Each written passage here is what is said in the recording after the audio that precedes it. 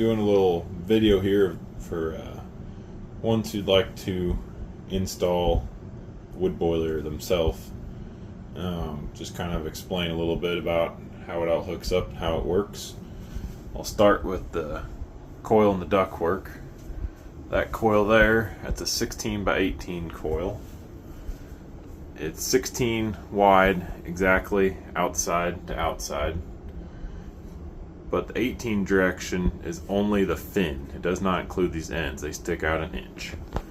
So this ductwork is 17 inches deep, but has an 18-inch coil in it. It sticks out the front 1 inch for our hookups here. And our plated heat exchanger is down here for our water heater. So the way the plated heat exchanger works is you got the furnace on one side and the water heater on the other side.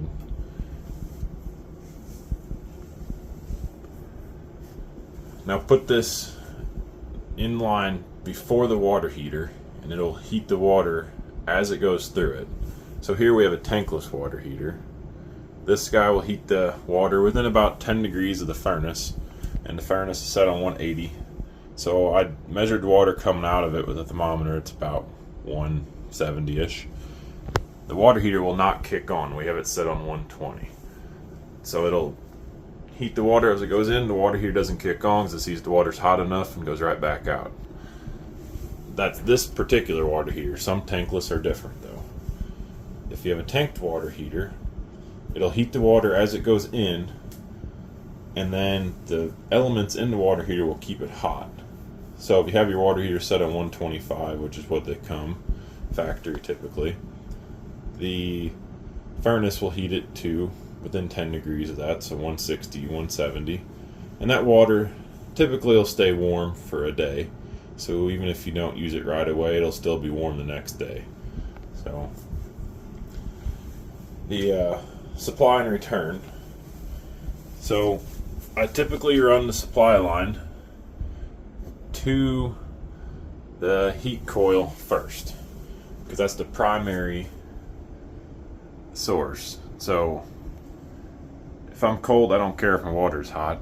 I want the air in the house to be hot. So I always run the water line up to your air coil first, and then I run it back out and down to your plated heat exchanger. Because if water, say it goes through the air coil and it comes out 10-15 degrees colder, that's okay. If I don't heat my water up to 160 every time, it's okay if it's only 140. So that's why I always go to the air coil first, then to the plated heat exchanger, and then back out.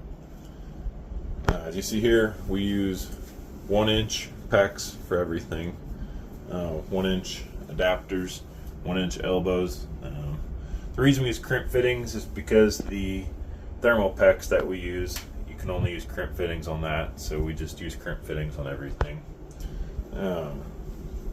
There's some T's there, just ignore them. They're going to go for some garage heat yet with its own pump and its own zone, so that's for another video. The electric comes in that sleeve as well. That goes out to the wood stove, and there's actually a switch right there for it to turn that wood stove on and off. The other thing, which is kind of hard to show or explain, which I can do its own video on that, is the thermostat. So we added an extra thermostat that only turns the blower on and off when it calls for heat. If you don't wire it correctly, it will also turn the air conditioner on with a call for blower only from a second thermostat. So we have to then install a relay in there. But we can talk about that in another video. But we always put in a second thermostat just for the wood heat, so you can control that, and then put your gas heat or electric, whatever your backup heat is, at around 5-10 degrees cooler. So if something would happen while you're away, you can simply, it'll automatically, start the gas furnace so your house ain't cold when you come back. So we're gonna, I guess I'll talk about the sleeve a little bit. So we're in a slab house, so we've had a sleeve put under concrete, a 6-inch sleeve. Thermal PEX will not slide through the fittings of a 6-inch pipe, so we stripped the pipe back, the insulation on the pipe back about 5 feet, and we slid that up here, and the insulated part ends at the elbow under the concrete there.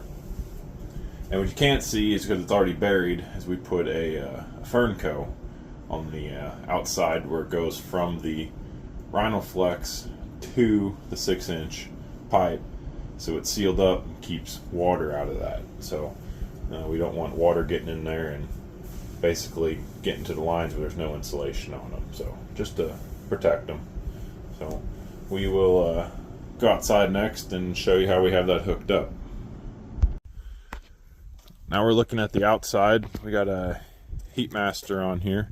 We're currently heating the house in the garage. It's big enough to heat a shop too. We haven't hooked that up yet.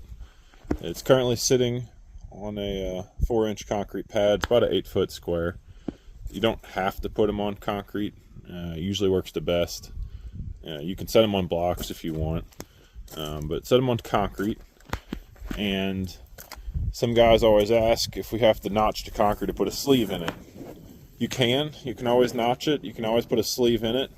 But what we a lot of times will do is we'll let the furnace overhang the back of the pad, just like that. And then the lines will come up right in the back, just like that. So you don't have to notch it or put a sleeve or anything in it. And then you can always add more to it. So this furnace has 2 sets of ports on it. We're currently using this one for the house. The Thermopex Rhino-Flex, we run up in here and strip it back. It's buried about 2 to 3 foot deep, and we already got that buried. I'd show you kind of what that looks like. Make sure when you're trenching that in that you always make big swoops with it and big bends. We use a mini with a 1-foot bucket to give us plenty of room. So you can probably use a trencher, but it's not going to be easy. The electric that we run with it, we run it in conduit, basically just to protect it. Comes out, goes up here to the junction box where it wires in, and the pump. You can put 2 of them here. Goes on the supply side, and there's the return up there. They're labeled. The pumps have arrows on them. Make sure you have it facing downward. And these furnaces are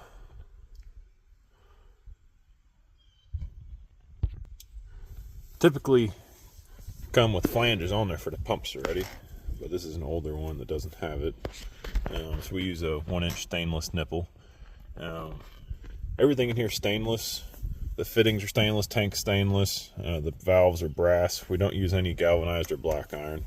We don't want to put any rust in it. So our fittings are all brass. We don't use any plastic fittings. We use all brass fittings, crimp fittings, and then valves are brass and all the fittings are stainless.